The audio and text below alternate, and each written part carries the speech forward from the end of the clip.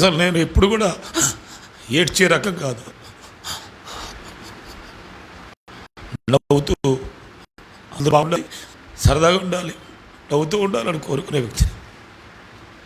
ఎవరికి బాధ వచ్చినా ఎక్స్ప్రెస్ చేయను, కానీ లోపల బాధపడదు.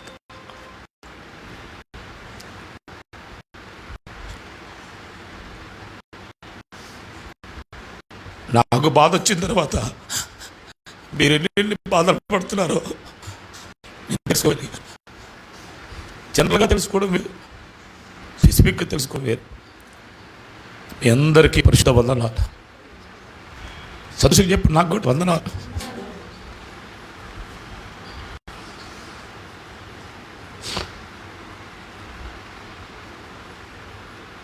నేను వాక్యం అయిన తర్వాత 2 కార్యాలు చేయాలనుకున్నాను.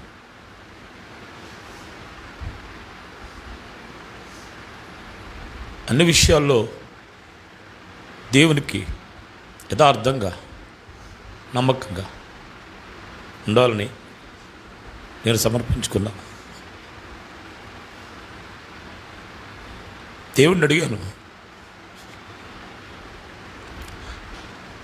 ఎన్నో వాక్యాలతో ఆయన చాలా దగ్గరగా, శరీరంలో నీరసం బలహీనమన్నా ఆత్మలో గొప్ప నిరీక్షణ శక్తి ఇచ్చాడు.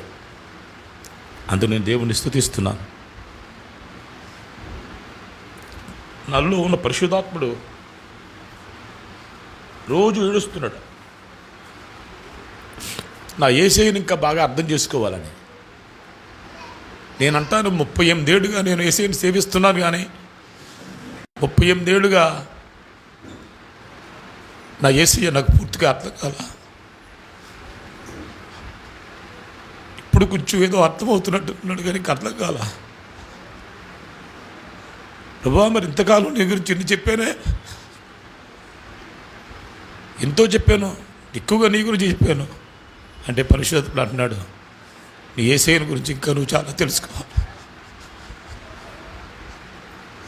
నేను బాత్రూంలో కూర్చుంటే చాలా గుళ్ళమని ఏడ్చా.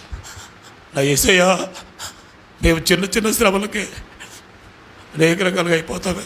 అసలు నువ్వు దేవుడివి, మా కోసం రావడమే వింత అయితే చచ్చిపోవడం ఏంటయ్యా, నువ్వు దేవుడివి, నువ్వు చనిపోవడం ఏంటి ప్రభు అని నాలో నా ఆత్మ చాలాసేపు ఏడ్చాడు. ఇలా యేసయ్య ప్రేమ ఇంకా నేను చాలా లోతుగా ఈ మిగిలిన శాస్త్ర జీవితంలో పౌలు అంటాడు, నేను ఆయనను ఎరుగు నిమిత్తమును, ఆయన పునరుద్ధాన బలమును ఎరుగు నిమిత్తమును నేను గురి వద్దకే పరిగెడుతున్నాను అన్నాడు. మనందరికీ గురి ఉంది. నాకు ఒకలాంటి దుఃఖం పట్టుకుంది. ఈ రాకల్లో ఇన్ని రకాలుగా ఆటంకాలు ఉంటే మా సంఘంలో ఎవరైనా తప్పిపోతారేమో. ఒకవేళ నేను నీ దగ్గర రావడమే దుర్లభమైతే మా సంఘంలో ఎవరైనా తప్పిపోతే ఎలా ప్రభు అనే ఒకలాంటి, ఎవరు తప్పిపోకూడదు నాయన, అందరం మేము ఎత్తపడాలి. అలాంటి బ్రతుకు మేము బ్రతకాలి. ప్రతిరోజు నేను ప్రార్థన చేశా. ఒక తృప్తి ఉంది. దేవుడు ఏదో ఒక కొత్త కోణంలోనికి వాళ్ళు నడిపిస్తున్నాడు. గట్టిగా స్తోత్రం చెప్పండి. యేసయ్యకి హల్లెలూయా.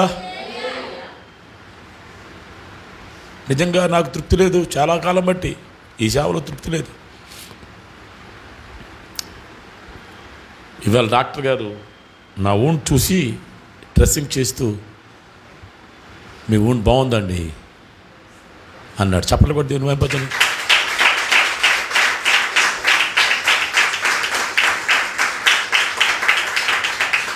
రెండు రోజులకు ఒకసారి రమ్మన్నాడు డ్రెస్సింగ్కి.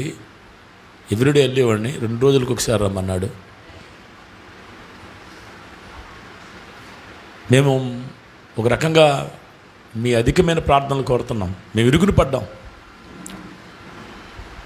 దేవుడు కొన్నిసార్లు ఒక టర్నింగ్ పాయింట్ ఇస్తాడు.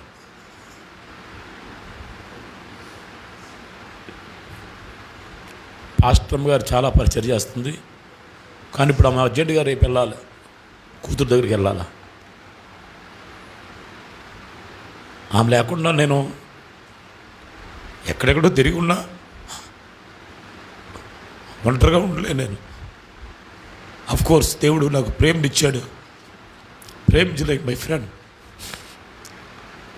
ఎన్ని చేస్తాడో చాలు, నాకు ఇలాంటి ఒక కొడుకు చాలు అనిపించింది.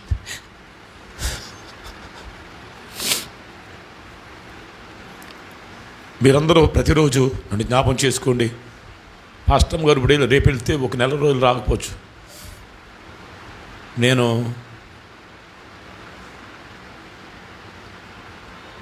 ఎక్కువేం తింటలా, నా షుగర్ కంట్రోల్ అని ఉంది, అందుకే wound హీల్ అవుతుంది.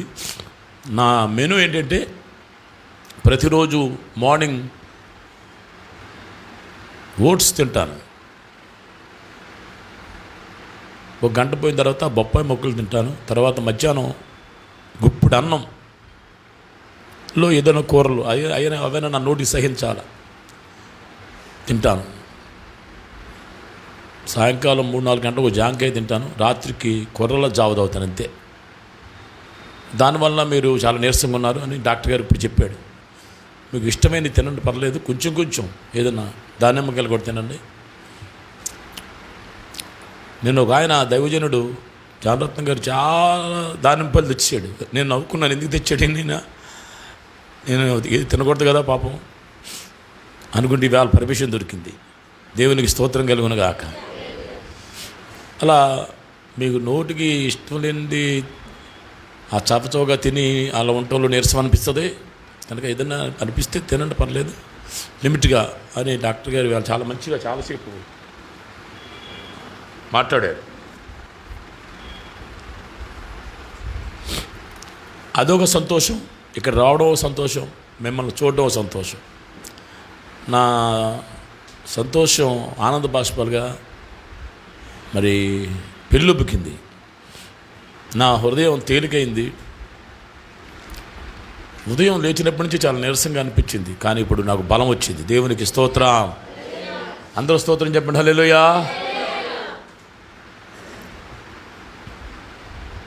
మీ ప్రార్థనలు, నా కోసం ప్రార్థన చేసేవాళ్ళు లక్షల మంది ఉన్నారు.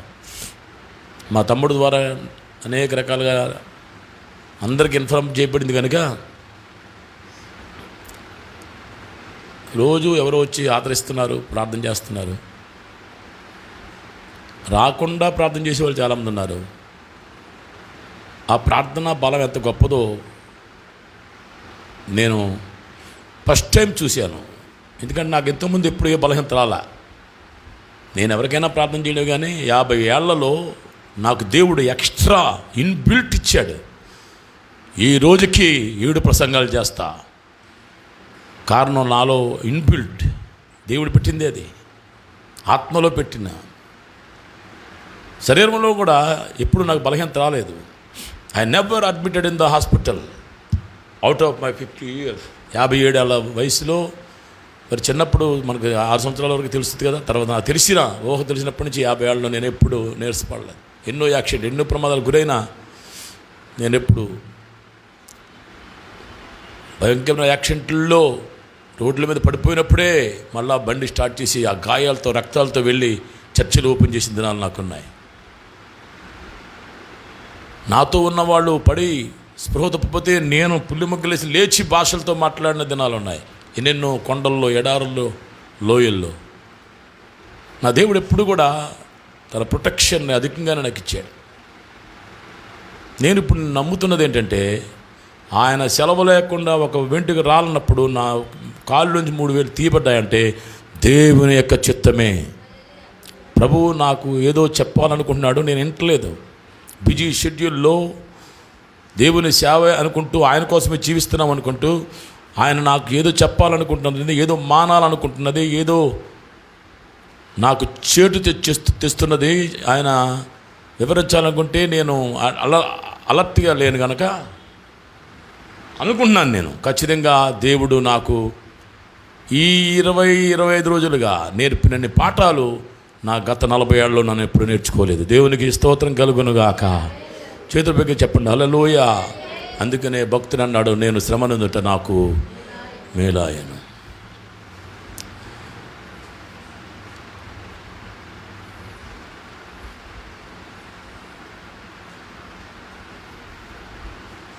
దైవజనుడు ఐజియా గారు చాలా నిమ్మలమైన మనిషి, భక్తిపరుడు.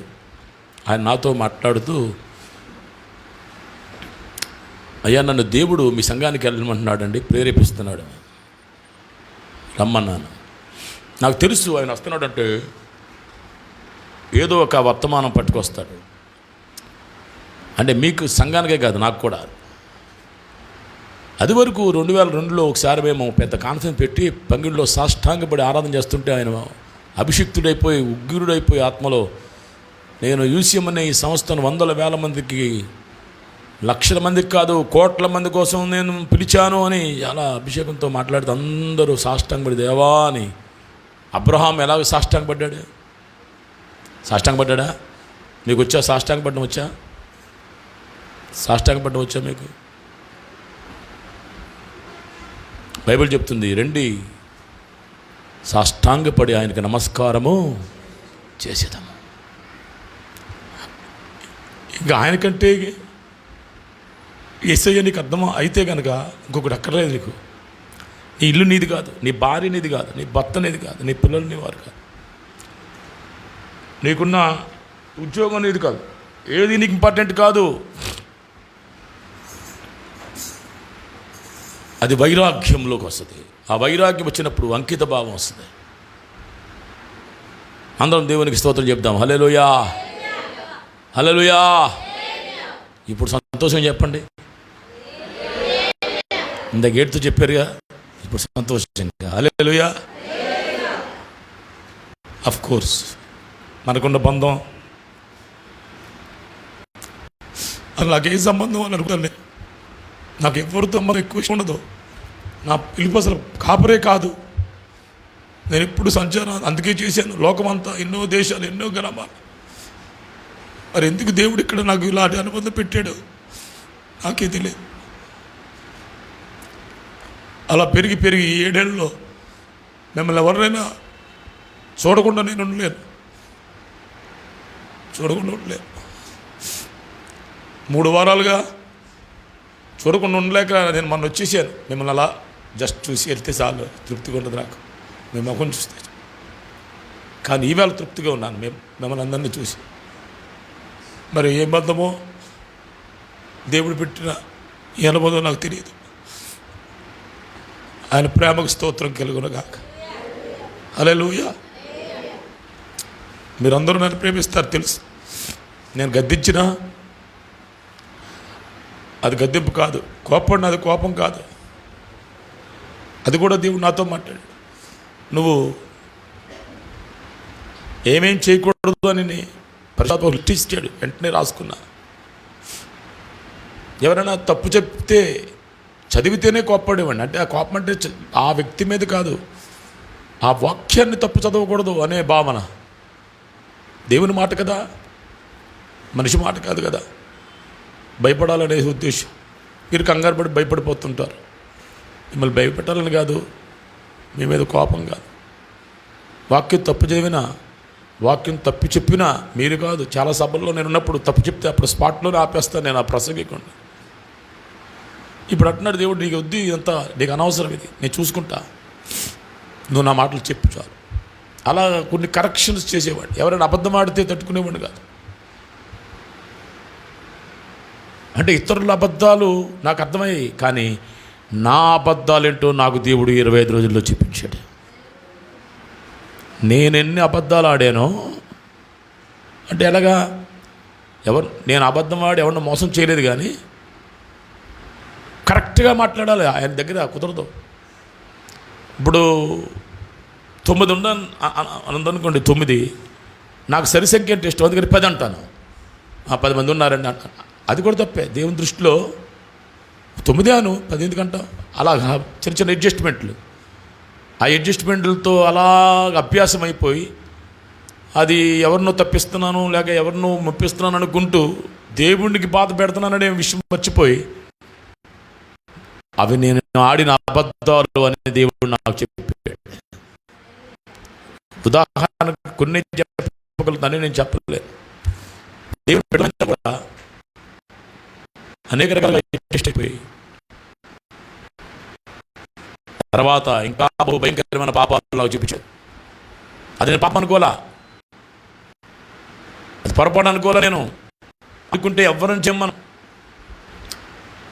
అనిపించింది. ప్రభువా, మేము మానవులు దాచగలం కానీ నీకు ఏమాత్రం దాచలేము. కను దృష్టికి మేము అసలు తేట కనపడతాం, మీ దృష్టికి మేము స్పష్టంగా కనపడుతున్నాం. కనుక మేము we must become crystal clear. నా నోటిని వెంటనే దేవుడు ఎప్పటికప్పుడు సవరిస్తాడు. గబ్బున ఒక మాట అనుకోండి, దేవుని వాకి భిన్నంగానే నో సారీ సార్ అలా కాదు అని ఇలాగనే ఆ ప్రజల ముందు నేను ఒప్పుకున్నాను, మీ ముందు కూడా ఒప్పుకున్నాను. దేవునికి స్తోత్రం కలుగునుగాక. హల్లెలూయా. నా దగ్గరకు వచ్చినప్పుడు మాట్లాడుతున్నప్పుడు కొన్ని మాటలు దొరుకుతూ ఏదో ఒక మాట వచ్చేస్తుంది అనుకోండి, గబుక్కున అభ్యాసం అయిపోయిందిగా, నో అని వెంటనే అప్పటికప్పుడే సరి చేసుకుని నేను క్రమపరుచుకుని నా దేవునికి అంగీకారంగా ఉండడానికి ప్రయత్నం చేస్తాను. అందరం కూడా మంచి మనస్సాక్షి కలిగి ఉండటానికి దేవుడు సహాయం చేయనుగాక. నాకు నువ్వు దాదాపు వారం రోజులుగా పరిశుద్ధాత్ముడు ఒక వాక్యాన్ని నాతో మాట్లాడుతున్నాడు. నేను ధ్యానం చేయట్లేదు కానీ ఆలోచిస్తున్నా. ఎందుకు ధ్యానం చేయట్లేదంటే అప్పటికప్పుడే దేవుడు స్పాంటేనియస్గా మాట్లాడాలా నాతో కూడా. నేను ధ్యానం చేసేస్తే నాకు అర్థమైపోయింది అనుకోండి, నేను ఈజీ అయిపోతాను. నో, ఆ కరెక్షన్ ఏదో నాకు కూడా కావాలి. నీవు బోధిస్తుండగా నీ ఉపదేశం నన్ను ఏం చేయాలా, వింటున్న వారిని చెప్తున్న వారిని కూడా సరిచేయాలి అనే ఉద్దేశంతో ఆ మాటని ఆయన స్ఫురణ తెచ్చినప్పటి నుంచి అది అలా పెట్టి దాని గురించి నేను మెసేజ్గా నేను తయారు చేయలేదు, కానీ నేను దాన్ని పదే ఆలోచిస్తూ ఉన్నానంతే. దేవుని వాక్యములో నుండి మొదటి కొరింథీ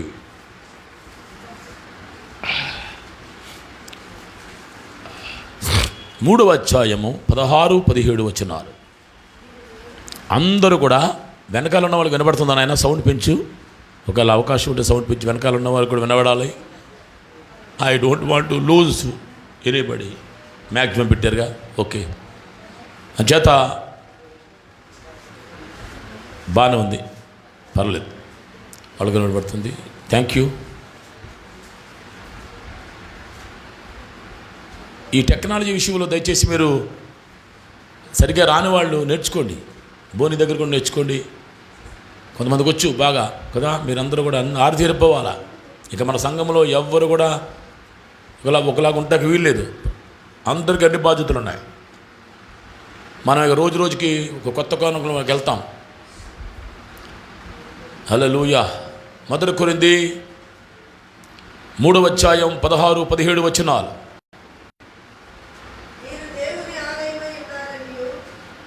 అందరూ వినండి. మీరే అనండి, నేను అనుకోండి. నేను దేవుని ఆలయమై ఉన్నాననియు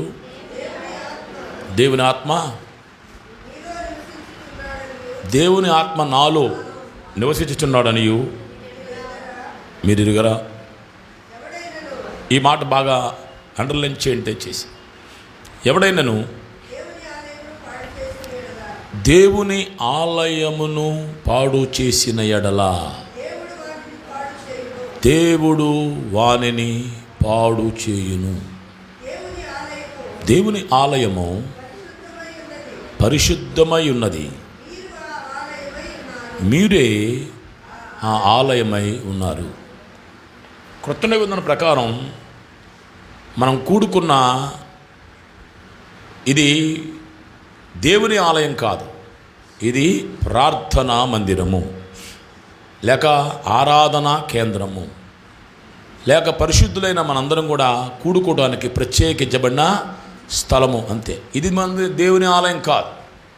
కిందైనా పైనైనా ఇక మనం ఎక్కడైనా కట్టబోతున్నా విస్తరించబడబోతున్నా అక్షర ప్రకారమైన గోడలతో కట్టబడినది ఎంత మాత్రం కూడా ఆలయం కాదు. బైబిల్ చెప్తుంది, దేవుడి హస్తకృత ఆలయాలలో నివాసము చేయడు. మనుషులు తమ చేతులతో కట్టే ఈ యొక్క ఆలయాల్లో దేవుడు నివాసం చేయడు, కానీ దేవుడు తన స్వహస్తాలతో కట్టుకుంటున్నటువంటి మనలో ఆయన నివాసము చేస్తాడు. దేవునికి స్తోత్రం కలుగునుగాక. That means you are the temple of the Holy Spirit and you are the temple yourself. మీరు ఎవరండి చెప్పుకోండి. నేను దేవాలయాన్ని. దేవుని ఆలయాన్ని నేను. అసలు దేవుడేంటి? అండ బ్రహ్మాండములో మహాకాశాలు పట్టజాలని దేవుడు. అసలు మనకెందుకు ఇంకా ఆయన అర్థం కాలేదంటే, ఆయన్ని మన పరిధిలోకి తెచ్చుకుని ఏదో మన పరిధిలోనే ఆయన అర్థం చేసుకోనుకున్నా కానీ ఆయన పరిధిలోకి మనం వెళ్ళలేకపోతున్నాం. అంతటి మహామహుడు, ఎంత ప్రేమ! ఈ దేహాన్ని ఎన్నో కోట్ల మంది ఉన్నారు, కానీ ముందుగా ఆయన నీలో నివాసం చేయాలని కోరుకున్నాడు. అసలు నువ్వు నాకు ఆలయంగా ఉండాలి అని ఆయన కోరుకున్నాడు. అసలు అదే థ్రిల్గా ఉంది. అసలు నన్ను ఆయన కోరుకోవడం ఏంటి? ఈ భూలోకంలో నన్ను కోరుకునే వాళ్ళు చాలామంది ఉన్నారు, నన్ను ఇష్టపడిన వాళ్ళు చాలామంది ఉన్నారు. నేనంటే అసహ్యపడేవాళ్ళు, నన్ను ద్వేషించేవాళ్ళు, నన్ను అర్థం చేసుకునేవాళ్ళు, నా దగ్గరకు రాని వాళ్ళు ఎంతోమంది ఉన్నారు. కానీ నా దేవుడు అన్నాడు, నేను నిన్ను ఆలయంగా కోరుకున్నాను. ఎందుకు ఆలయం కోరుకున్నాడు?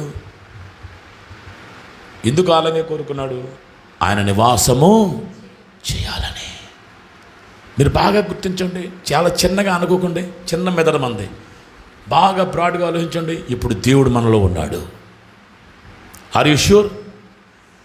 నువ్వు దేవాలయం అయితే దేవుడు నీలో ఉన్నాడు. ఉన్న దేవుడు మధ్యలో వెళ్ళిపోతాడా? ఆ వచ్చిన దేవుడు అక్కడ నేను విజిట్ చేస్తాను అనలేదు ఆయన. ఐ విల్ విజిట్ యూ అనలేదు. I will reside you, I will reside in you. నేను నీలో నివసిస్తాను అంటే, ఇప్పుడు మనం ఎన్నెన్ని ఊర్లు తిరిగినా, ఎన్నెన్ని ఇళ్ళు తిరిగినా, చివరికి మనం ఎక్కడికి వెళ్తాం? మన ఇంటికి వెళ్తాం. మన ఇల్లే మనకు నివాసం. అందరి ఇల్లు ఉన్న నివాసం కాదు.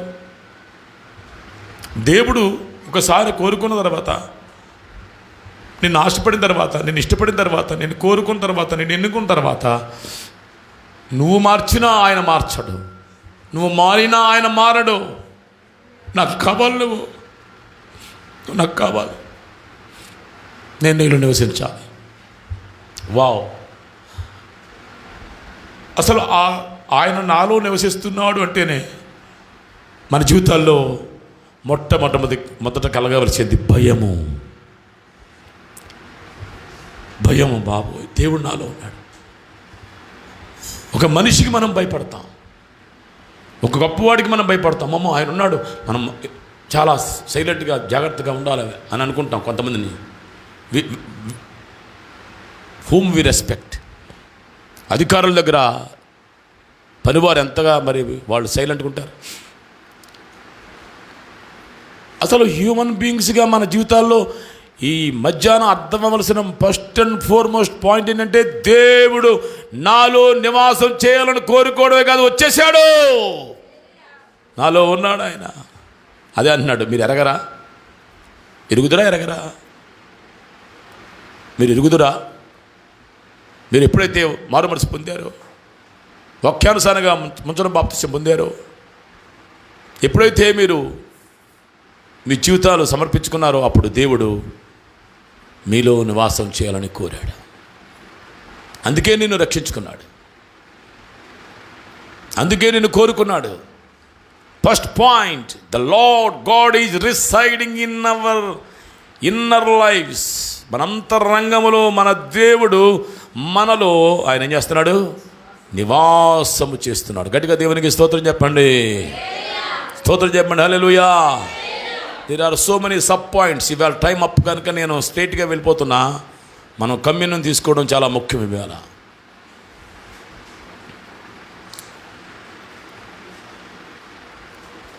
నా కుమారుడా, నీ హృదయం నాకిమ్ము అని అన్నాడుగా, అంటే హృదయంలో నివసిస్తాడన్నమాట. హృదయమే దేవాలయం క్రీస్తు, నీ నామమే నా గానం, విదితము కాదే ఇలలో ఎవరికి వివరింపగని పావన నామం. విదితము కాదు, లోకంలో చెప్పినా వాళ్ళకి అర్థం కాదు, కానీ నీకు అర్థం కావాలి. నువ్వు ఎరగాలి, నువ్వు తెలుసుకోవాలి, నువ్వు గడగడలాడాలి. నాలో దేవుడు నివాసం చేస్తున్నాడు, నేను ప్రతి క్షణము దడదడలాడాలి నా దేవునికి అని మనం గుర్తించాలి. మొదటగా నీ శరీరం గురించి తెలుసా? ఈ శరీరాన్ని మొట్టమొదట దేవుడే నీకు ఇచ్చాడు. భూమి యొక్క గాథ తలములలో నేను మిమ్మల్ని విచిత్రంగా నిర్మించిన నాడు నాతో మాట్లాడింది. నీ ఎముకలన్నీ నాకు నేను ఎరిగి ఉన్నాను. అలా మనల్ని నిర్మించడానికంట ఆయన ఎంత శ్రద్ధ తీసుకున్నాడు ఏంటని నాకు అర్థం కాదు. మీ ప్రార్థన వలన అన్యోన్య కన్సీవ్ అయింది. ఈ బాధలో ఇంకో దుఃఖం వచ్చింది నాకు. సరదాగా నవ్వుకోండి, నవ్వండి. 5 ఏళ్ళుగా మా కోసం చాలా మంది ప్రార్థన చేస్తున్నారు ప్రపంచంలో. ఈ పాస్టర్ గారికి కూతురికి పిల్లలు లేరు, వీళ్ళ అబ్బాయికి ఇంకా పెళ్ళికి లేదు. ఈ పాస్టర్ గారు అసలు ఇల్లు అనుకోడేంటి, ఇల్లు కట్టుకోడేంటి, ఇల్లు లేకుండా ఉంటాడేంటి అని చమత్కారంగా, వ్యంగ్యంగా, వేలాకోలంగా రకరకాలుగా అనుకుంటున్నారు. నాకు ఈ 3 పట్టలేదు. ఈ 2 నా పిల్లలు కాదు, నేను పెళ్లి చేశాను కనుక ఆమెకి నా కూతురు కాదు, ఒక ఇంటి కోడలు. ఆమె దేవునితో అనుబంధం పెట్టి ఆమె దేవుడి చేస్తాడు. నా కుమారుడు కూడా రక్షించబట్టి సేవకుడు అయ్యాడు. సేవకుడు అయిపోయిన తర్వాత ఆయన కుమారుడే, కానీ ఆయన ఇప్పుడు దేవునికి ఆయనకి ఏం చేయాలో దేవుడు చూసుకుంటాడు. ఇక పాస్టర్ గారు ఎప్పుడు నన్ను బలవంతం చేయలేదు కనుక ఇల్లు మీద ఆశ లేదు. ఒకవేళ ఇవ్వాలనుకుంటే ఆయన ఏదైనా ఇల్లు ఇచ్చినా, నిజం చెప్తున్నా, I don't have any thrill any ill. ఏ ఇంట్లో కూడా నాకు థ్రిల్ లేదు. దేవుని మందిరములో ఉన్న అంత ఆనందము నాకు ఎంత గొప్ప ప్యాలెస్కి వెళ్ళినా లేదు. నేను ప్యాలెస్ లేదు, నేపాల్లో ఆ మహారాజు ఇంటికి వెళ్ళా. ఇలా ఈ దేశంలోనే కాదు, రకరకాల దేశాలు, పెద్ద పెద్ద దేశాల్లో, ఆ సౌత్ ఆఫ్రికాలో నెల్సన్ మండేలా కూర్చున్న కుర్చీలో నేను కూర్చున్నా.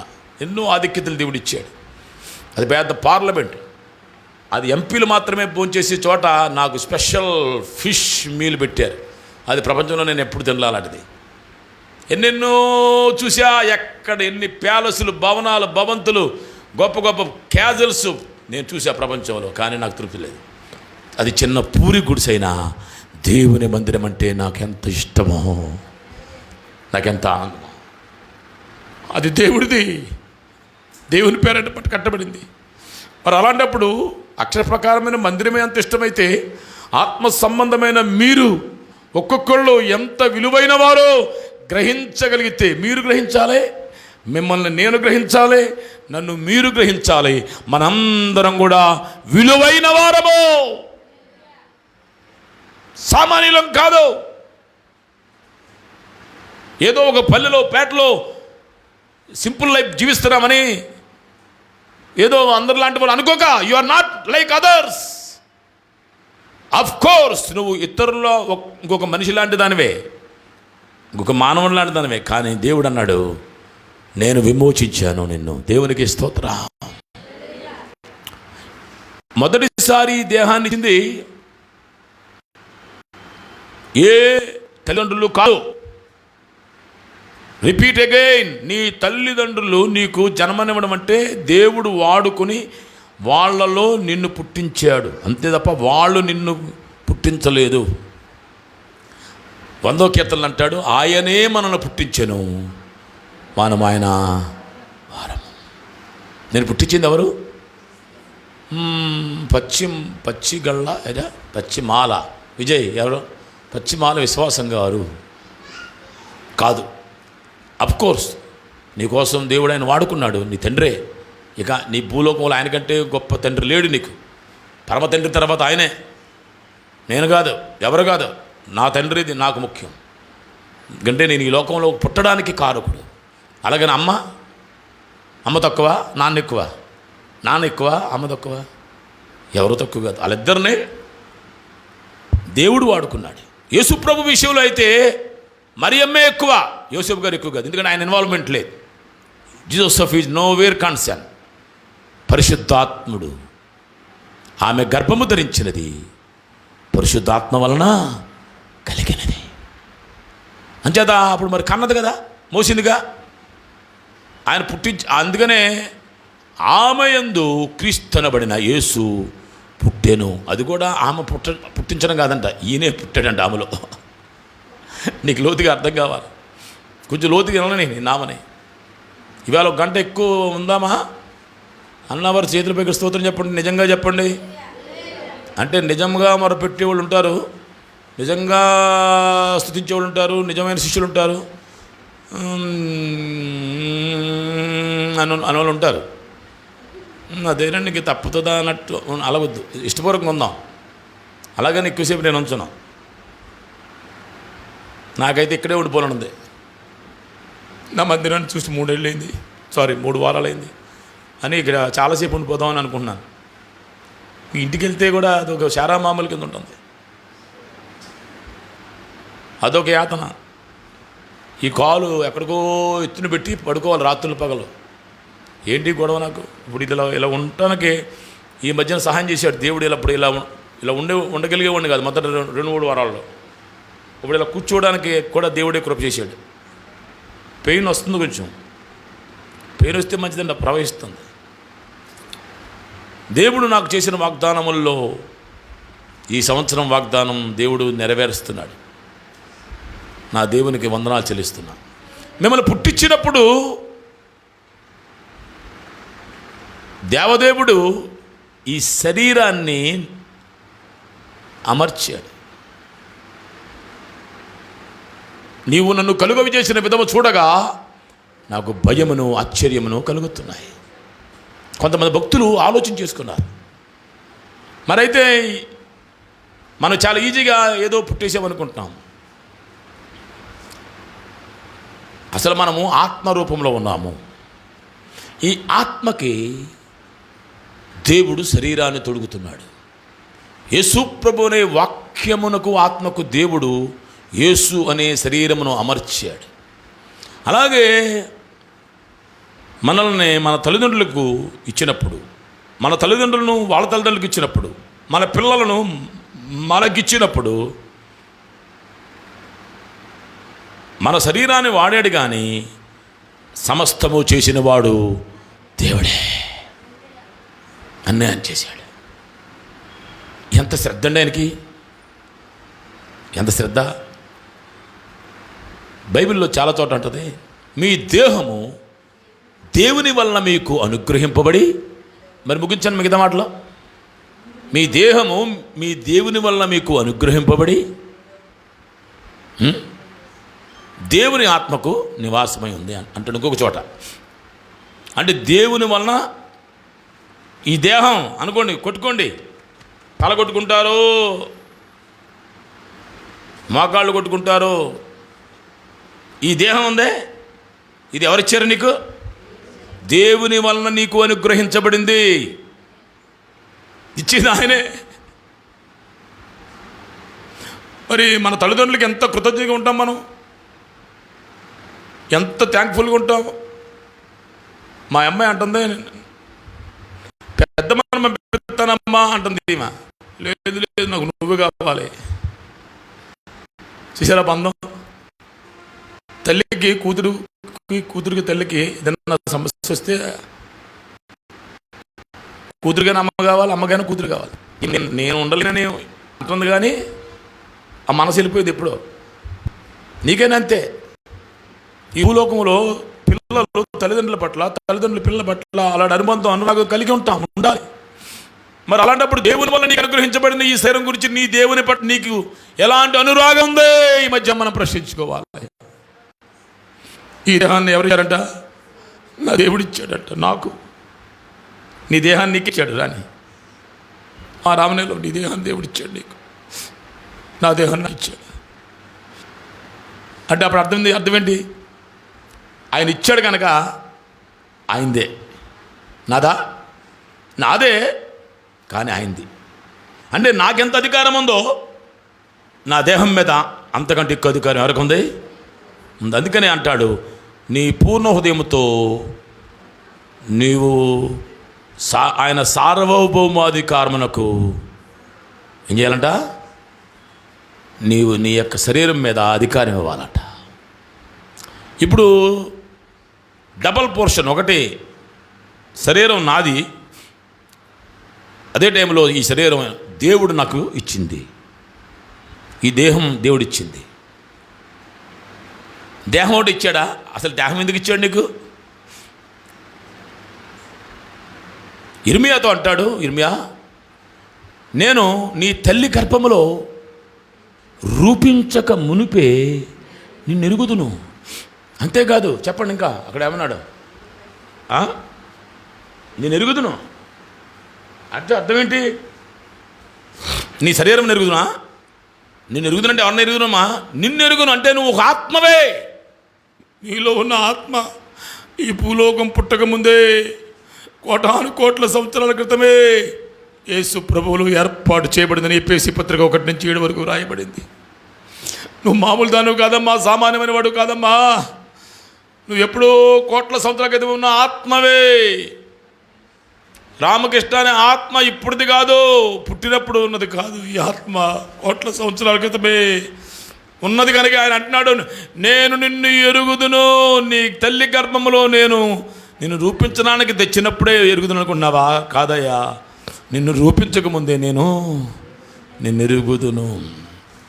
నువ్వు నిన్నగాక మన పుట్టావు. ఆయన ఎప్పటి నుంచో ఉన్నాడు, ఎప్పటి నుంచో ఉన్నాడు. భూమి లేనప్పటి నుంచి ఉన్నాడు, ఆకాశాలు లేనప్పుడు ఉన్నాడు. అప్పుడు ఎందుకో మనందరినీ చేసుకున్నాడు. మనం అందరం ఆత్మరూపంలో ఉన్నాం అక్కడ. ఆ ఆత్మకి నిన్ను పుట్టించాలని కోరిక కలిగినప్పుడు ఆయన ఏం చేశాడంటే ఈ ఆత్మకు ఒక శరీరమును అమర్చాడు అని ఎలా చెప్పగలరు? ఎలా చెప్పగలరు? అంటే రూపం దిద్దే ఏం దిద్దుతాడు దేవుడు? ముందు నీ రూపం దిద్దుతాడంట. సమీరా, నీ తల్లి గర్భంలో ఇప్పుడు అమ్మని ఎంత మనం ప్రేమిస్తామో, కొన్నిసార్లు అమ్మనే సొంతం కదా, చాలా ఏలాకాలం చేసుకుంటాం. అమ్మను కదా ఆడుకుంటాం. పాపం ఆమె తల్లి కదా, ఎన్నన్నా ఎనుకున్నా సరదాగానే ఉంటాయి. నీకు అంతే, ఆ చదువు అంతే, వాళ్ళిద్దరికి ఆ బంధం అంతే. కానీ నీ జీవితంలో గ్రహింపు ఉండాలి. దేవుడు వచ్చి నీ తల్లి గర్భంలో నిన్ను రూపించేటప్పుడు, మొదట రూపం దిద్దినప్పుడు నీకేమిస్తాడంటే అని అర్థమైందంటే నాకు ఇప్పటికే, నీకు హృదయమును ఇస్తాడు. రూపుదిద్దినప్పుడు ఏమిస్తాడు? శరీరం ముందేవాడు ఆ ఆత్మను పట్టుకొచ్చి హృదయమును ఇస్తాడు. ఆ హృదయమనే మరి ఆత్మ ఉందే, ఆ ఆత్మకి ఆ తర్వాత ఆ శరీరాన్ని ఆయన అమరుస్తాడు. మన అన్యోన్యకి ప్రెగ్నెంట్ అని తెలిసినప్పుడు నేను ఏడ్చాను, ప్రభువా ఈ కష్టకాలంలో నేనంత అసూయపరుణ్ణి కదా, స్వార్థపరుణ్ణి. బాబోయ్, నా కూతురు ఈ 9 నెలల్లో ఎలా మొత్తుంది? ఇది ఎక్కడ కూడా దేవుడు ఇష్టపోయిస్తుంటే ఎంత కష్టపడిపోద్ది. ఇప్పుడు పక్కన డ్యూటీ ఇవ్వకూడదని కాదు, వద్దని కాదు, ఓ పక్కన డ్యూటీ, ఓ పక్కన గర్భం మోయాలంటే ఎలాగా అని అనుకుంటుంటే వాళ్ళు టెస్ట్ చేయించుకుంటూ వెళ్ళారట. వెళ్తే వాళ్ళు చెప్తున్నారంట, నా ఫస్ట్ టైం నా జీవితంలో నేను షాక్ తిన్నా. 2 హృదయాలు కొట్టుకుంటున్నాయమ్మా నీ గర్భంలో అని చెప్పారట. చెప్పలు కూడా దేవుని మహింపరచుండాలి.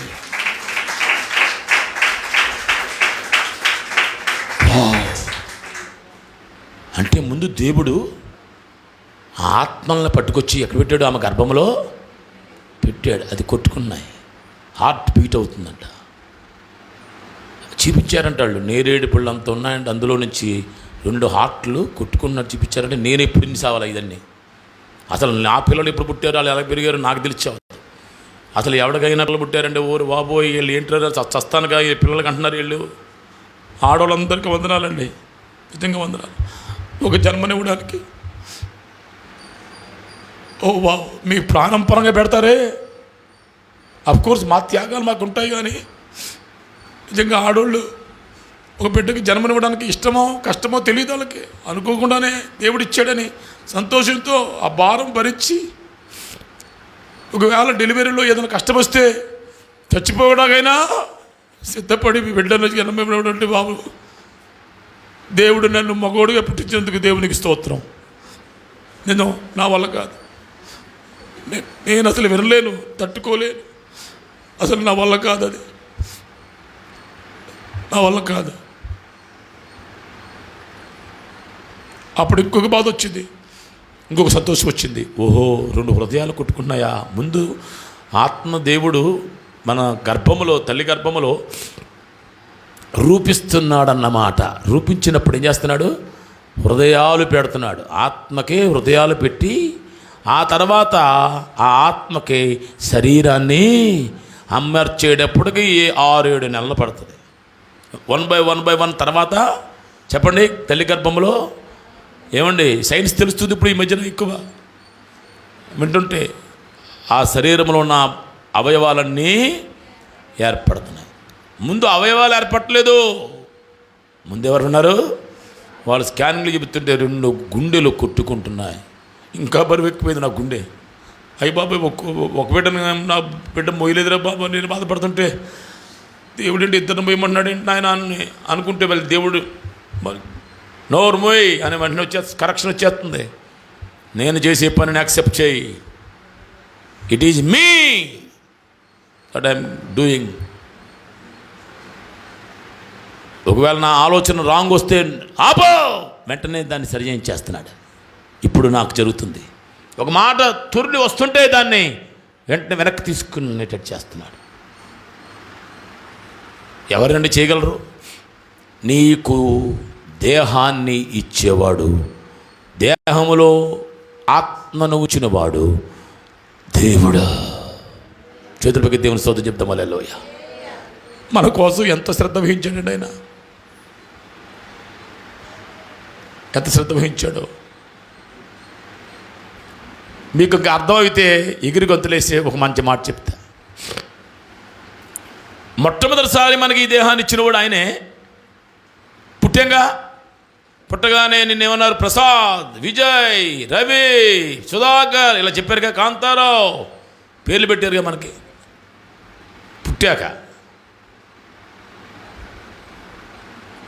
పుట్టిన తర్వాత మనం ఎంతో కొంతకాలం ఈ భూలోకంలో బతికాం. పుట్టిన ప్రతివాడు కూడా ఒకే కులంలో పుట్టలేదు, ఒకే మతంలో పుట్టలేదు, ఒకే జాతిలో పుట్టలేదు, ఒకే తెగలో పుట్టలేదు, ఒకే వర్ణంలో పుట్టలేదు, ఒకే గోత్రంలో పుట్టలేదు. ఎక్కడెక్కడ పుట్టాడు. కొంతమంది హిందువులు పుట్టారు, కొంతమంది ముస్లింలు పుట్టారు, కొంతమంది క్రైస్తవులు పుట్టారు. రకరకాలుగా పుట్టాం. ఎలా పుట్టినా సరే ఆయన కృప ఉంటే ఏమవుతుంది?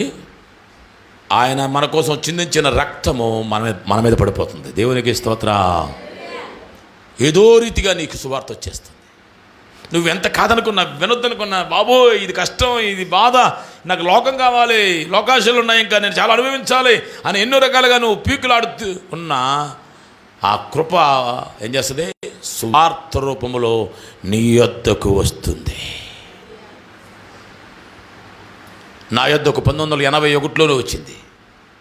నేను అనుకున్నాను, బాబోయ్ ఇదేం దేవుడయ్యా బాబు, ఇంకా ఏమనొస్తుంది. నేను 17వ ఏటది. 17వ ఏటనే నేను దేవుడిని, ఆయన మాట్లాడుతున్నాడు. అన్నీ వదిలేసి సినిమాలు, షికారులు ఎన్నెన్నో ఉన్నాయి నాకు. నా జీవితం నా ఇష్టం అన్నట్టుగా, నా శరీరం నా ఇష్టం అన్నట్టుగా ఎవడో లెక్క చేయకుండా తిరుగుతుంటే ఈ దేవుడేంటి? నా కుమారుడా, నాకు లోబడు, నేను ఆశ్రయిస్తాను, నువ్వు నాకు లోబడపోతే నీకు ఏ విషయంలోనూ జయము లేదు అని చెప్పేవాడు నాకు దేవుడు. ప్రతిసారి ఒకటే ప్రవచనం, నువ్వు నాకు లోబడకపోతే నీకు ఏ విషయంలోనూ జయము లేదని చెప్పేవాడు. అప్పుడు నేను మరలా దేవుని స్వరానికి లోబడి ఆయన యొక్క చిత్తానికి అంగీకరించడానికి 1.5 years పట్టింది. మీ జీవితంలో కూడా కృప నిన్ను వెంబడిస్తుంది. నువ్వు దాన్ని తోసిపుచ్చుతున్నావు, అర్థం చేసుకోకుండా ఏంటో తక్కువగా తేలికగా అర్థం చేసుకున్నావేమో. కానీ ఈ మధ్యాహ్న కాలశంలో దేవుని కృప, దేవుని వాక్య రూపంలో, సువార్త రూపంలో నిన్ను వెంటాడే నీతో ఈ మధ్యాహ్నం కూడా మాట్లాడుతుంది.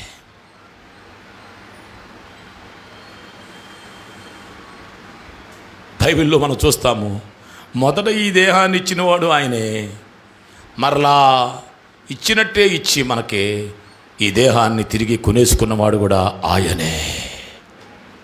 చేతులు పైకెత్తుకుని నెలకొన్నావు ఓపకుండా. ఇప్పుడు ఏం చెప్పాలి మనం? ఇదేంటిరా నాయన మాదే అంటున్నాడు.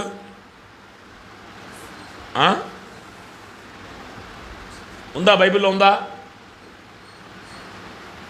మీరు విలువ పెట్టి కొనబడిన వారు కనుక మీరు మీ సొత్తు కారు, మీ దేహాన్ని నేను కొనుక్కున్నాను కనుక మీరు మీ దేహముతో దేవుని మహిమపరచండి. ప్రియులారా, ఇప్పుడు నువ్వు అర్థం కావాలి. నీకు రక్షణ పొందావా? బాప్తిసం పొందావా? అసలు మొదట పుట్టినప్పుడే నువ్వు నీ సొంతం కాదు, అయినా నీకు ఇచ్చాడు. మళ్ళీ స్వార్థ చెప్పి తన విలువైన రక్తాన్ని నీకు చిందించి నిన్ను మళ్ళా ఏం చేశాడు? కొనుక్కున్నాడంట. ఎలా కొనుక్కున్నాడమ్మా? విలువ పెట్టి. అందరూ చేతుల పైకెత్తండి. విలువేలేని నా బ్రతుకును విలువ పెట్టి కొన్నావయా. అందరూ విలువేలేని నా బ్రతుకును విలువ పెట్టి కొన్నావయా. నాదు పాపమంతయు సిలువలో తుడిచేశావయా. నాదు పాపమంతయు సిలువలో తుడిచేశావయ్యా. నీ సిలువలో తుడిచేశావయ్యా. గొల్గొతా కొండపైన గొల్గొతా గాయాలు పొందితివే, గాయాలు పొందితివే, గాయాలు పొందితివే. ఇప్పుడు చెప్పండి, దేవుడే మొదట నీకు దేహాన్ని అమర్చాడు, ఇచ్చాడు, పుట్టించాడు, నీదన్నాడు. మళ్ళీ ఒక యుక్త కాలమందు, ఒక సరైన కాలమందు దేవుడు ఏం చేశాడు? మరలా నిన్ను తిరిగి తానిచ్చిన దాన్నే తన రక్తంతో కొనేశాడు. గట్టిగా స్తోత్రం చెప్పండి. హల్లెలూయా. ఇప్పుడు నువ్వెవరవే? నీ శరీరం నీదేనా? నిష్ఠాసరంగా తింటావా, తాగుతావా? నిష్ఠాసరంగా నీ శరీరం వాడుకుంటావా? నిష్ఠాసరంగా నీ శరీరాన్ని ఉపయోగించుకుంటావా? నిష్ఠాసరంగా నీ యొక్క శరీరాన్ని నువ్వు అమ్ముకుంటావా? నీ ఇష్టానుసారంగా నీ శరీరంతో ప్రవర్తిస్తావా? అది నీదైతే నీ ఇష్టానుసారంగా ప్రవర్తించవచ్చు. ఇప్పుడు అది ఎవరిదంట? దేవుడిదే. ఇచ్చినప్పుడు దేవుడిదే, కొన్నప్పుడు దేవుడిదే. ఇప్పుడు నీకు తెలవాల్సింది ఏంటంటే, నేను నా సొత్తు కాదు. గుడి మీద చెప్పు. నిజం చెప్తే నేను ముగిచ్చేస్తా 3 మాటల్లో. టైం అయిపోయింది. కొనేసుకున్నాడుగా, ఇక నువ్వు సొత్తు నీ సొంతం ఎలాగవుతుంది? సొత్తు అంటే సొంతం అని. నీ శరీరం నీ సొంతం కాదు. ఈ శరీరం నా సొంతం కాదు. నా శరీరంలో ఏమున్నా ఏం పోయినా అది ఆయన ఇష్టమే. ఏం తీసుకున్నా ఏం ఉంచినా ఆయన ఇష్టమే. కొన్నిసార్లు అన్నాడు యేసయ్య, అర్థమైంది కదా నాకు ఆ రోజుల్లో. నీ కన్ను నిన్ను అభ్యంతరం పెడితే కన్ను పీకి, నీ చెయ్యి నిన్ను అభ్యంతరం పెడితే చెయ్యి పీకి. ఇదేంటి బాబోయ్, ఉన్నదాన్ని పీకేమంటున్నాడంటే ఎలాగా? అభ్యంతరం పెడుతుంది అది. ఏదో అభ్యంతరం మనలో ఉంటే అభ్యంతరమైనా తొలగిపోవాలి తప్ప అది ఉంటాకి వీల్లేదు. అదే ఆయన కోరిక. అంటే మనకి నష్టం కలగటానికి వీల్లేదు. ఇప్పుడు నీకు అర్థమైందా? ఇంకా మాట్లాడితే నేను ఏమనాలి? నేను దేవుని ఆలయానండి అనాలి. నేను అంజలమ్మ గారిని అండి అనకూడదు. అంజలమ్మ అనే ఆ అమ్మగారి దేహాన్ని దేవుడు ఆమె తల్లిగా ఎవరైనా తెలదో గర్భంలో క్రియేట్ చేసి పుట్టించినట్టే పుట్టించి వాళ్ళ అమ్మగారికి సంబంధం లేకుండానే వాళ్ళ ఆయన గారికి పిల్లలకి ఎవరి సంబంధం లేకుండా ఆమె ఏం చేశాడు? దేవుడు కొనేసుకున్నాడు. ఏడవాలి మనం కొనుక్కోవడం ఏంటి? అంత అర్హులమయ్యామా? ఇంతకు పాడాం కదా, ఎవడైనా విలువైందనుకుంటాడు.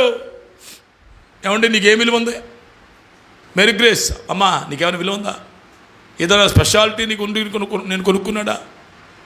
నీలో ఇంకేదైనా ఎక్స్ట్రా క్వాలిఫికేషన్ నేను కొనుక్కున్నాడా? ఈ భూలోకంలో కొనుక్కున్నవాడు ఎవడైనా సరే దానికి ఉన్న విలువను బట్టి అది నచ్చితే విలువ కంటే ఎక్కువ విలువ ఇచ్చి కొనుక్కుంటాడు కావాలితే. కానీ యేసయ్య అసలు మనకి విలువే లేదట. ఎందుకని? మనం పాపులము. మనం పాపం చేసినప్పుడు విలువే ఉంటుందండి. పాపం చేసిన వాడు పాపానికి దాసుడు. లోకంలో అతనికి విలువ ఉండదు. ఏ పాపికి విలువ ఉండదండి. అయితే యేసయ్య మనల్ని కొనుక్కున్నాడు కనుక ఈ మధ్యాహ్నం అక్కడ వాక్యం చెప్తుంది, నేను కొనుక్కున్నాను కదా, అందుకని నేనేం చేయనంటే నీ దేహాన్ని నేను కొనుక్కున్నాను కనుక నా ఆలయంగా చేసుకున్నాను. దేవునికి స్తోత్రం. మొదటి విషయం, ఇక నీ ప్రమేయం లేదు. నాకు కుదరదండి, నాకు కావాలంటే లేదు, నీకు చాయిస్ లేదు, నీకు అవకాశం లేదు. నువ్వు ఇష్టపడి చేస్తే గృహ నిర్వాహకత్వం నీకు బహుమానం కలుగుతుంది. నేను ఇష్టపడకపోయినాను, నేను ఆ పని చేయవలసింది అంటాడు పౌలు గారు. నీ ఇష్టాలతో ఇక పని లేదు. ఎందుకంటే నీకంటే నువ్వు నిన్ను ప్రేమించుకున్న దానికంటే అధికంగా ఆయన నిన్ను ప్రేమిస్తున్నాడు కనుక ఆ సావరణ అథారిటీతో నేను కొనేసుకున్నాడు. నువ్వు ఒప్పుకోవాలా? ఎస్, థ్యాంక్ యూ లార్డ్, నన్ను కొనుక్కున్నందుకు వందనాలని నువ్వు థ్యాంక్ఫుల్గా ఉండాలి తప్ప నువ్వు నన్ను కొనేసుకుని నా ఇష్టాలన్నీ నీకు ఏమి కాకుండా చేసేసి అస్తమానం దేవుడు దేవుడు దేవుడు అన్నట్టు చేసేవా అని అనుకున్నావంటే నీలో రక్షణ సంకల్పం కరెక్ట్గా ప్రారంభం కాలేదు. మారు మనసుకు తగిన క్రియలు నీలో ఫలములు ఫలించటము లేదు. ఇప్పుడు నువ్వు చెప్పగలవా ఉదయపూర్వకంగా, నేను దేవుని ఆలయాన్ని?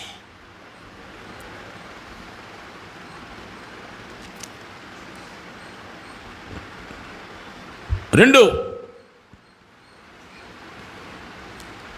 దేవుడు ఎందుకు ఈ దేహాన్ని కొనుక్కుని ఆలయం చేసుకున్నాడంటే నీలో తన పరిశుద్ధాత్మను ఉంచాలనుకున్నాడు. నువ్వు మొదట ఆలయం, తర్వాత ఇప్పుడు ఎవరుండాలి నీలో? అక్కడ చదివారా? మీరు దేవుని ఆలయమై ఉన్నారని. దేవుని ఆత్మ మీలో నివసించు అంటే మనలో ఎవరుండాలా? పరిశుద్ధాత్ముడు ఉండాలి. ఇప్పుడు మరి ఎందుకు మీరు నెగ్లెక్ట్ చేస్తున్నారో నాకు తెలియదు. ఒకటి ఉంటే ఒకటి ఉండలేదు మీలో. చాలా సంఘాల్లో పరిశుద్ధాత్మకు విలువ లేదు, అసలు గ్రహింపే లేదు. నువ్వెందుకు నెగ్లెక్ట్ చేస్తున్నావు? అవసరమైతే మూల్యం చెల్లించి, నీకోసం అంత విలువ చెల్లించి యేసయ్య దగ్గర మూల్యం చెల్లించి, ప్రభువా నా ఈ దేహం నీదంటున్నావు కదా, ఈ దేహంలో నీ ఆత్మను ఉంచుతానంటున్నావు కదా, నువ్వు ఎంత త్వరగా వీలైతే అంత త్వరగా నా ఆత్మలో, నాలో, ఈ దేహంలో నీ ఆత్మనే నివాసం చేయించండి. భాషలు మాట్లాడే వాళ్ళందరూ ఎవరంగున్నావు? ఆత్మతో నింపబడిన వారు. ఆత్మ వచ్చి వెళ్ళిపోడు, లోపల ఉంటాడు. నువ్వు ఏడిపిస్తే ఏడుస్తాడు. చాలాసార్లు ఆత్మను దుఃఖపరచుకుడి, ఆత్మను ఆర్పకుడి, ఆత్మను ఎదిరించుకుడి, ఆత్మను నడపకుడి, ఆత్మచేత నడిపించబడుడి. ప్రియులారా, మన జీవితాల్లో క్రైస్తవ జీవితం ఎదగాల. నువ్వు ఫస్ట్ స్టెప్లోనే ఉన్నావు. You have to become mature లెవెల్స్లో ఒక సెకండ్ స్థాయికి రావాలి. నువ్వు ఇక అన్నం మానేస్తావో, ఉపవాసాలు ఉంటావో, ఏడుస్తావో, చస్తావో, అస్తమానం గుళ్ళో పడి నాకు ఆత్మ కావాలి. అసలు నువ్వు అడగడం ఏంటంటే మా దేవుడే తన ఆత్మతో ఎంతో నిశ్చయంగా నిన్ను కొలత లేకుండా నింపాలని కోరి కదా నిన్ను కొనుక్కున్నాడు. ఇప్పుడు నీలో ఎవరుండాలి? నో డౌట్ పరిశుద్ధాత్ముడి నివాసము. పరిశుద్ధాత్ముడు వచ్చి వెళ్ళిపోవడం కాదు. పరిశుద్ధాత్ముడు మనలో, నీలో పరిశుద్ధాత్ముడు ఉన్నాడు. ఎలాగా? బిగినింగ్లో ఉన్నాడు. బిగినింగ్లో ఎలాగుంటాడు? ఎవడును పరిశుద్ధాత్మ ద్వారా తప్ప యేసుక్రీస్తు ప్రభు అని ఒప్పుకోలేడు. అంటే నీలోకి ఆత్మ వచ్చాడు. ఏం చేశాడు? చెప్పమ్మా. నీ నోటితోనే నువ్వే యేసుక్రీస్తే దేవుడు, ఆయనే ప్రభుని ఒప్పింపజేశాడు, నువ్వు ఒప్పుకున్నావు అంటే కానీ నీలో ప్రారంభమైంది, అక్కడితో ఆగిపోలేదు. ఆత్మ నీలో కొలత లేకుండా నిండిపోవాలి. ఎప్పుడైనా దేవుడు మనకు టైం ఇస్తే పరిశుద్ధాత్మ గురించి ప్రత్యేకంగా చెప్తా మీకు. మీరు ఆ అనుభవంలోకి రాకపోతే ఎంత నష్టపోయారో, ఇంకెంత నష్టపోతారో మీకు అర్థమయ్యేది చెప్తా. ఇప్పుడు సమయం పాస్ ఆన్ అయిపోతుంది కనుక మీకు ఆ పాయింట్ మీ మైండ్లో పెడుతున్నా, బ్లాంక్. ఆత్మ పొందిన వాళ్ళు కూడా నేర్చుకోవాల్సిన సంగతులు చాలా ఉన్నాయి. మనం ఆత్మను నడపడం కాదండి, మనం ఆత్మ చేత నడిపించబడాలి. అప్పుడు దేవుని కుమారులం నడతాం. దేవునికి స్తోత్రం. మా దైవజనులనే చాలామంది పరిశుద్ధాత్మ నడిపించేస్తున్నారు. చూస్తుంటే వేదన అవుతుంది, చాలామందిని చూస్తుంటే దుఃఖమైపోతుంది. అయ్యో, ఆ మహాదేవునితో ఆనందించడానికి బదులు, ఆయన చెప్పింది చేయడానికి బదులు ఆయన నడిపిస్తున్నారేంటి? కనుక ఈ మధ్యాహ్నం మన జీవితాల్లో మనం ఏం చేద్దామంటే, దేవుని ఆత్మకు నివాసమైపోవడం రెండో పాయింట్. గట్టిగా స్తోత్రం చెప్పండి. ముగింపులోకి వచ్చేసాం. 17వ వచనం చదవమ్మా. మీకు ఎక్స్ప్లెయిన్ చేయడానికి అంత సుదీర్ఘ చరిత్ర చెప్పాల్సి వచ్చింది, కానీ అసలు మీకు చెప్పాల్సిన అసలైన పాయింట్ ఇదే ఈ మధ్యాహ్నం సందేశం.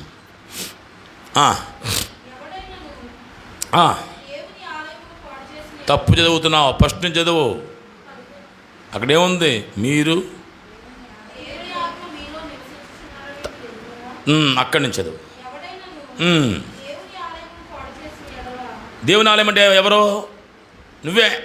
నువ్వు గనక నీ దేహాన్ని నువ్వే పాడు చేస్తే కనుక ఎవరు పాడు చేస్తారు? ఎవరు పాడు చేస్తారో? ఎవడైనను. నాకు నేను, నీకు నీవు, ఎవరికి వాళ్ళే. మీరు కనుక తెలిసి తెలవక, నేను ఆలయం అయ్యానని తెలవక, నేను ఆత్మకు నివాసమని తెలియక, ఇప్పుడు నా దేహం నా సొంతం అనుకుని మీరు గనక మీ దేహాన్ని ఎవరైనా పాడు చేసుకుంటే ఎలా పాడు చేసుకుంటావు? రక్షణ పొందిన తర్వాత ఎవడైనా తాగాడంటే, సిగరెట్లు తాగాడంటే, జూదం ఆడాడంటే, పేకాడాడంటే, తప్పు చేశాడంటే, వ్యభిచారం చేశాడంటే, పాపం చేశాడంటే, తప్పు మాడాడంటే, అసూయపడ్డాడంటే, ద్వేషించాడంటే, ఎవరైనా తిట్టాడంటే, కొట్టాడంటే, అసలు చేయకూడదు పని ఏదైనా చేశాడంటే, చూడకూడదని చూశాడంటే, అశ్లీల మీద ఏమైనా చూశాడంటే, తన జీవితంలో తన ఆలయాన్ని ఏం చేస్తున్నాడు? అతను పాడు చేసుకున్నాడు. పైకి వందనాలక్క అంటావు, కానీ అందొత్తావు. నువ్వు పాడవుతున్నావు, వాళ్ళు పాడవట్లా. నీ చూపు వెలుచూపు అయితే, నువ్వు అసూయతో చూస్తుంటే, ఎవరైనా బాగుపడుతుంటే, ఎవరైనా మేలు పొందుతుంటే, ఎవరైనా అధికమవుతుంటే, ఎవరైనా దీవించబడుతుంటే చూడలేకపోతున్నామంటే అది నీ దేహానికి ఏమవుతుంది? పాడవుతుంది. నువ్వు ఎవరినో పాడు చేయలేవు. నువ్వు చూడకూడని చూసినా, వినకూడనివి విన్నా, చెప్పకూడనివి చెప్పినా, ఈ దేహంతో రాయకూడని రాసినా, చేయకూడని చేసినా, వెళ్ళకూడని చోటికి వెళ్ళినా,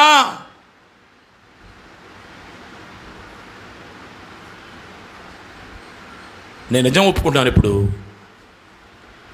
కొంతమంది భక్తులే, కానీ లోపల భక్తిహీనులు. కొంతమంది నాకు తెలుసు అలాగా, కొంతమంది తెలియదు. దేవుడు అన్నాడు నన్ను చాలా కాలంగా, పలానా వాళ్ళ ఇంటికి వెళ్ళొద్దు అన్నాడు నన్ను. నిజం. మొహమాటం కదా బాబాయ్, ఎలాగా అంటే ఆ మొహమాటానికి ఆ మనుషులకే లోపడ్డాను, కానీ దేవునికి లోపడలా. కొన్నిలా వెళ్ళొద్దు అన్నాడు. అంటే మన విశ్వాసులు కాదు, సర్వ ప్రపంచంలో నాకు తెలిసిన వాళ్ళు చాలామంది ఉంటారుగా. వెళ్ళొద్దు అన్నాడు. నాకు తెలుసు, భయం వేస్తుంది. ఆ విషయం నా స్నేహితులు కొమ్మ చెప్పాను, ఇలా అన్నాడండి దేవుడు, వెళ్ళొద్దు అన్నాడు. మరి వాళ్ళు ఏమనుకుంటారు? బాగోదేమో. చాలామంది గురించి చెప్పాడు, నేను వింటలేదు. అందుకే నాకు 3,000 తీసేసాడు. నేను వినలేదు. అక్కడితో దేవుడు ముగించి, ఇప్పుడు నేను ఇక ఎవరితో పడితే ఎలా పడితే అలా సహవాసం చేయను. ఇదివరకు మనిషి నేను ఉండను. నేను ఇంకా మారిపోలేదు, పూర్తిగా మారుతున్నాను. నేను ఇది అయిపోయేటప్పటికీ నేను ఖచ్చితంగా ఒక కొత్త శుభాకర్ శాస్త్రిలాగా నేను ఉండాలని ఇష్టపడ్డాను. దేవునికి స్తోత్రం. నేను ఎవరితో పడతాను స్నేహం చేయను, ఇంకా ఎవరితో పడతాను సహవాసం చేయను. ఎవరి గురించో నా దేహాన్ని నేను పాడు చేసుకోను. అనవసరంగా ఎవరినో తిట్టి, ఎవరినో కొట్టి, ఎవరినో బాధ పెట్టి, ఎవరినో ఇబ్బంది పెట్టి, ఎవరినో కరెక్షన్ చేయడం నాకు వద్దక, వాక్యం చెప్పడమే నా పని, ప్రార్థన చేయడం నా పని తప్ప నాకు అనవసరం. మార్చుకునేవాడు ఆయన. దేవునికి స్తోత్రం. ప్రియులారా, మన జీవితాల్లో చాలాసార్లు ఇప్పటికే మన దేహాన్ని మనం పాడు చేసుకున్నాం. ఇది మందనుకుని, ఇది దేవుని ఆలయమైనా దేవుని ఆత్మ నివాసమైనా చాలాసార్లు శనిగాం, మనుషుల మీదే తిరగబడ్డాం. ఒక ఇంట్లోనే ఒకరు విరోధంగా మాట్లాడాం, ఎవరినో విమర్శించేసాం, ఎవరినో తీర్పు తెచ్చేసాం. నేను అలాడదాను కాదు, ఇలాడదాను కాదు అని అనుకున్నావు. చాలు, నీ దేహాన్ని నువ్వు పాడు చేసుకున్నావు.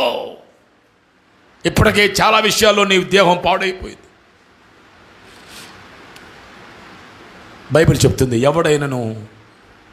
ఎవడైనను తన ఆలయమును పాడు చేసుకున్నట్లయితే, సరిగ్గా చదువు, ఆలయమును పాడు చేసి, ఎవరు పాడు చేస్తారు? దేవుడా, నువ్వే. నీ దేహం పాడైందంటే కారణం నువ్వే. నా దేహం పాడైతే నేనే కారణం. సైతాను కాదు, మనుషులు కాదు, సంఘస్థులు కాదు, విశ్వాసులు కాదు, పాస్టర్లు కాదు, దేవుడు కాదు, సాతాను కాదు, ఎవరు కాదు, నేనే. మనమే మన ఆలయాన్ని పాడు చేసుకున్నాం చాలాసార్లు. ఈలోగా కళ్ళు తెరిచామా? దేవుని కృప దొరికిన కొలితే మనం గ్రహించుకున్నామా? సరి చేసుకున్నామా? ఇక అనవసరమైనటువంటి వ్యభిచార పాపాలతో, లోక పాపాలు. వ్యభిచారం అంటే ఏంటి? చేస్తేనే కాదు, ఒక స్త్రీని నువ్వు మరలా రెండోసారి చూడకూడదు. నీకేం పని? భూలోకంలో ఎన్నో రకాల అందాలు ఉన్నాయి, చందాలు ఉన్నాయి, మనకు అనవసరం. అసలు లోకాన్ని చూడడానికి వెళ్ళిన దేన ఏమైపోయింది? బలాత్కారం చేయబడింది. అసలు మనకేంటండి లోకంతో పని? యేసుప్రభు నమ్ముకున్న బిడ్డలకి మనకి సైట్ సీయింగ్ లేదు, లోకం లేదు, చూడాలి పని లేదు, ఎవరినో చూడాలి పని లేదు, ఎవరిలాగో డ్రెస్సింగ్ చేసుకోవాలని ఎలాగో. అసలు నీ ఇష్టమా నీ దేహాన్ని నీ ఇష్టానుసారంగా వాడుకోవడానికి నేను కొనుక్కున్నానని చెప్తున్నా కానీ అర్థం చేసుకోకుండా నువ్వు మళ్ళా ఆయనకు వ్యతిరేకమైన పనులు చేస్తున్నావంటే నీకు తెలియకుండానే నీ దేహాన్ని ఏం చేస్తున్నావు? పాడు చేసుకున్నావు. చెప్తున్నా మీకు, నేను ఒప్పుకున్నా, నేను పాడు చేశాను. తెలిసి కొన్నిసార్లు, తెలియక కొన్నిసార్లు, లోబడక కొన్నిసార్లు, సైతానుగాడికి చోటిచ్చి కొన్నిసార్లు, మనుషులకు మాటకు విలువిచ్చి కొన్నిసార్లు, దేవునికంటే ఎవరెవరికో ప్రాధాన్యత ఇచ్చి చాలాసార్లు నేను కూడా నా దేహాన్ని పాడు చేసుకున్నా. నువ్వు ఒప్పుకుంటావా? గుండె మీద చేపెట్టుకో చేత్తో. నేను ఒప్పుకున్నాను దేవుని సేవకుడిగా, నా దేహాన్ని నేను చాలాసార్లు పాడు చేసుకున్నా. ఆ గ్రహింపు అప్పుడు లేదు. పాడు చేసుకున్నానని లేదు గ్రహింపు అప్పుడు. నా ఇష్టమేదో నెరవేర్చుకున్నానని అనిపించింది. కానీ నా దేహం నేనే చేతులా, ఎవరో కాదు, సైతానుగాడు కాదు, ఆడమే పెట్టాను, ఈడమే పెట్టాను, కానీ నేనే పాడు చేసుకున్నానని చెప్పగలుగుతారు ఎవరైనా? గుండె మీద చేపెట్టి చేయి పైకి ఎత్తండి, దేవుడు సంతోషపడతాడు. చాలాసార్లు మనం మన దేహాన్ని పాడు చేసుకున్నాం. చూడకూడనివి, చేయకూడనివి, చెప్పకూడనివి ఎన్నెన్నో దేవునికి వ్యతిరేకమైనవి చేసి ఇప్పటికైనా మనము ఒప్పుకొని సరి చేసుకుంటే దేవుడు ఎంత కనికర సంపన్నుడు, ఎంత కనుక. చేతులు దింపమని చెప్పాలా? చేతులు పైకెత్తే ఉంచండి, పర్లేదు. మన సంఘంలో పశ్చాత్తాపం కావాలి, ఒప్పుకోలు కావాలి, విడుదల కావాలి. దేవునికి ఇవ్వాలని తెలుసు, ఇవ్వలేని బలహీనత వెనక్కి లాగేశావు. నీ చేత్తో మంచి పని చేయాలని తెలుసు, చేయలేదు. మీరేనది చేయలేరు, నీవు మేలు చేయలేదు. నేను దేవుడు ఎందుకు ఎన్నుకున్నాడో అర్థం కాలేదు. నువ్వు ఎన్నోసార్లు చేయవలసిన చేయకపోవడమే, చేయకూడదు చేయడమే నీ శరీరానికి, నీ దేహానికి నువ్వు పాడు చేసుకున్నావు. రహస్యంగా మనం అందరం పాడు చేసుకున్నాం. చాలు, ఇక ఈరోజుతో చాలు. నువ్వు మాట లేదనుకో, ఆయన అలాగే చెప్తాడు, వాక్యం అలాగే చెప్తుంది, దేవుని మాటలు ఇలాగే చెప్తాయి. నేను అంత కరెక్ట్గా ఎలాగొండగలను అనుకుని పొరపాటున నీ దేహం అనుకుని దేవుని ఆలయాన్ని, దేవుని ఆత్మ నివాసాన్ని నీ ఇష్టానుసారంగా అది నువ్వు వాడటానికి వీల్లేదు. అక్కడ అంటున్నాడు ఈ దేహము పరిశుద్ధమై ఉన్నది. ఏమేమిది ఇది?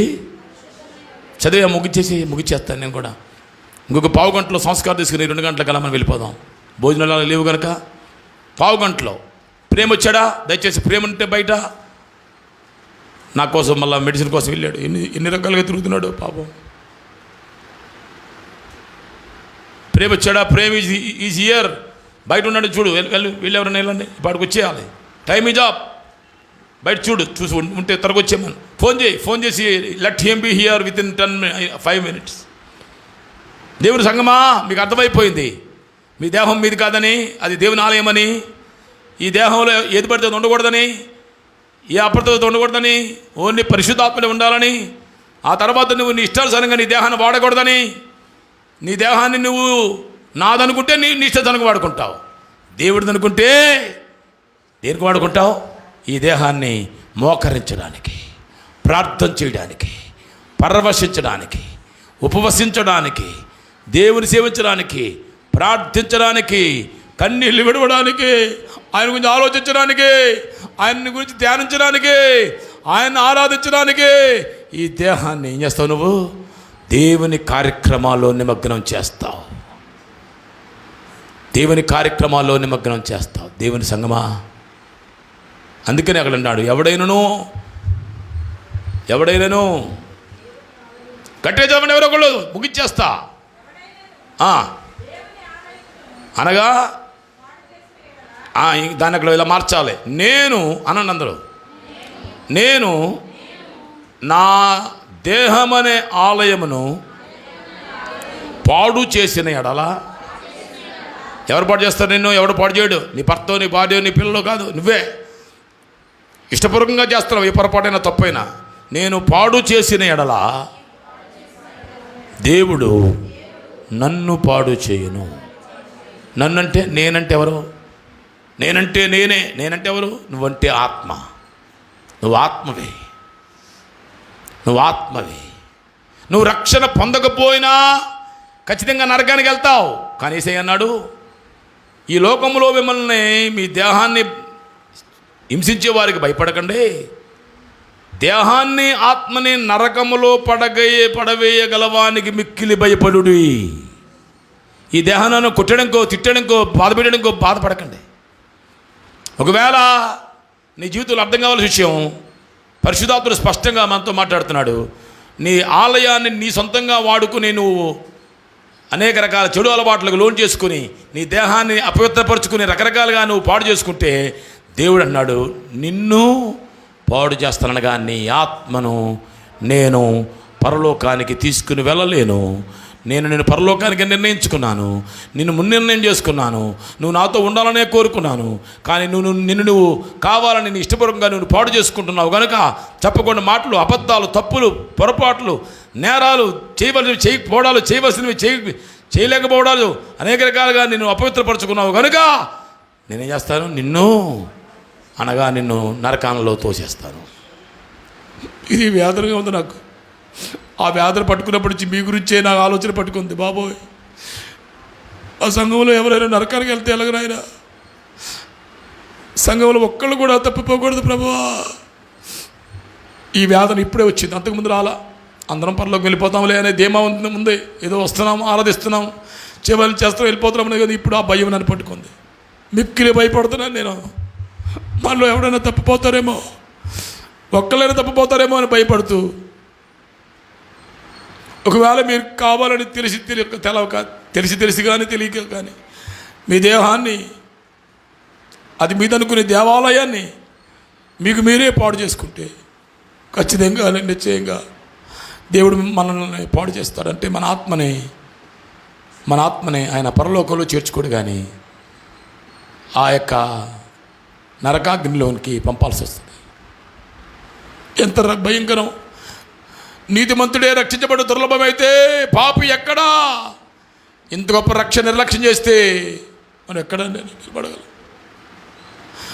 ఆ నిబంధన రక్తాన్ని తొక్కేసి మన ఇష్టానుసారంగా మనం బ్రతికితే మనం ఎలా పరలోకం వెళ్తాం?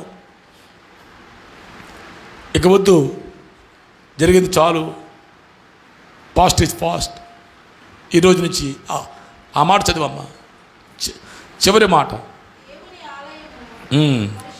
పరిశుద్ధమై ఉన్నది. మీరు ఆలయం అంటే మూడవ పాయింట్ ఏంటంటే ఆలయం పరిశుద్ధంగా ఉండాలి. ఒకటి, నువ్వు ఆలయంగా ఉండాలి, దేవాలయంగా ఉండాలి. 2, పరిశుద్ధాత్మ నివాసంగా ఉండాలి. 3, నీ యొక్క ఆలయము, ఆ నివాసము పరిశుద్ధముగా ఆలయంగా ఉండాలి. అంటే నీలో పరిశుద్ధతే ఉండాలి తప్ప ఏ పాపం ఉండక వీల్లేదు. నీలో ఏ పాపం ఉన్నా నువ్వు మరలా నరకానికి వెళ్తావు తప్ప పరలోకానికి వెళ్ళలేవు. ఏ పాపమన్నా ప్రతిరోజు పరిశీలించుకోవాలి. సకల దుర్నీతి పాపం, ఆజ్ఞాతిక్రమమే పాపం. ఏ పాపము నీలో గూడు కట్టుకున్నా నీకు తెలుసు కానీ తెలియక కానీ ప్రతిరోజు ఎందుకు వాక్యం వింటున్నావు, ఎందుకు ఆరాధనకు వస్తున్నావంటే హెచ్చరిక చేయబడి, సరి చేయబడి, క్రమపరచబడి, శుద్ధీకరించబడి మనందరం కూడా పరిశుద్ధపరచబడడానికి మనం దేవుని దగ్గరికి వస్తున్నాం. నా మాటలు ముగిచ్చేస్తున్నా.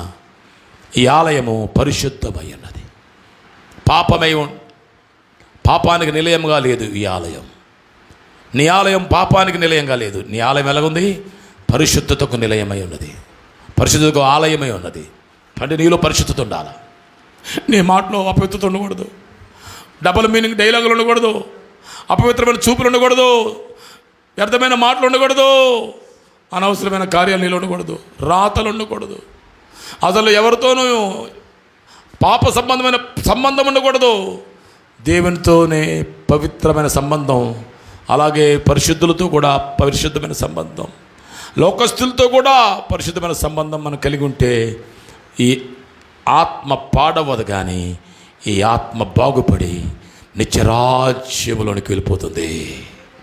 యుగయుగములో దేవునితోనే ఉంటుంది. పాపం ఉంటే ఇప్పుడు కాకపోతే ఎప్పటికైనా నరకమే. పరిశుద్ధత ఉంటేనే ఎప్పటికైనా నీకు పరలోకమే. దేవుడు తన వాక్యమును ఆశీర్వదించును గాక. కళ్ళు మూసుకోండి, ప్రార్థన చేసుకుందాం, రియలైజ్ అవుదాం. నువ్వు దేవుని ఆలయం అయిపోవాలి. 2, నువ్వు దేవుని ఆత్మకు నివాసం అయిపోవాలి. 3, నువ్వు దేవుని యొక్క పరిశుద్ధతకు పరిశుద్ధమైన ఆలయం అయిపోవాలి, దేవాలయం అయిపోవాలి, ఆత్మాలయం అయిపోవాలి, పరిశుద్ధాలయం అయిపోవాలి. మనందరం కూడా ఎక్కడ రాజీ పడద్దు, తప్పవద్దు. దేవుడు ఎప్పుడూ చేసిన పాపం కూడా నీకు గుర్తొస్తుంది. నాకు గుర్తొచ్చింది. అది నేను అప్పుడు పాపం అనుకోలేదు. నువ్వు కూడా చాలాసార్లు నువ్వు చేసింది పాపం అనుకోలేదేమో. దేవుడు మనతో మాట్లాడుతున్నాడు. పరిశుద్ధమైన ఆలయము, పరిశుద్ధమైన ఆలయంగా మనం మారిపోదాం. దేవుని రాజ్యం వెళ్ళాలి. మనం ఈ భూలోకంలో కొంతకాలం ఉంటాం. యేసయ్య వచ్చేస్తున్నాడు. అయ్యో బాబోయ్, మన జీవితాల్లో ఇక ఎంత మాత్రమో నెగ్లిజెన్సీ వద్దు, అజాగ్రత్త వద్దు. దేవుని బిడ్డ, ప్రతి రోజు నువ్వు మాట్లాడితే పరిశుద్ధమైన పలుకులు, పరిశుద్ధమైన మాటలు, పరిశుద్ధమైన చూపులు, పరిశుద్ధమైన రాతలు, పరిశుద్ధమైన నడకలు, పరిశుద్ధమైన జీవితాలు నీ జీవితంలో అనేక మందికి ఇక నుంచి నేను చూడగానే నిజంగా ఇతడు లేక ఈమె పరిశుద్ధురాలు పరిశుద్ధాన్ని అనిపించుకున్నట్టుగా నువ్వు మారుతావు. నీ విధానం మారిపోతుంది.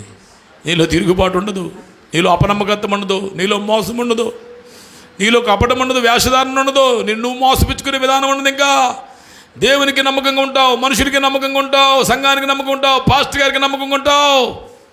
కనుక పరిశుద్ధ ఆత్మకు ముఖ్యంగా యేసయ్య మనతో మాట్లాడుతున్నాం.